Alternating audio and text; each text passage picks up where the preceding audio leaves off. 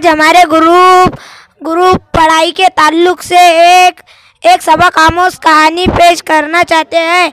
वो कहानी ड्रामे के अंदाज में होंगी। आज हमारे ग्रुप में से शहजाद खरगोश बना है और कछुआ हाशिम बना है। तुम कितना आहिस्ता दौड़ते हो, देखो मैं कितना तेज दौड़ता हूँ। तो चलो रेस लगाते हैं, जो जीता वही सिकंदर। तो चलो रेस लगाते हैं।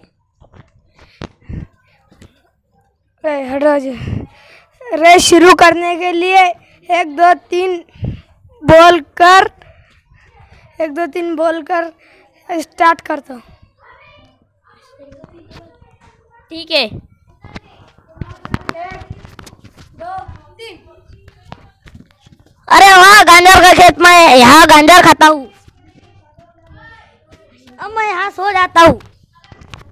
ये तो सो रहा है, मैं जाकर रेस जीत लेता हूँ। अरे बहुत देर हो गई, कछुआ अब तक दिखाई नहीं दे रहा है।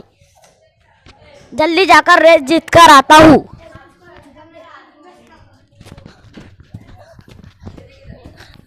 अरे मैं तो जीत गया। अरे क्या सोचते थे? मैं तो सोचता था मैं ही जीतूंगा, पर तुम जीत गए। जो सोता है वो खोता है। आज की रेस में खरगोश सो गया और इसलिए कछुआ जीत गया। हम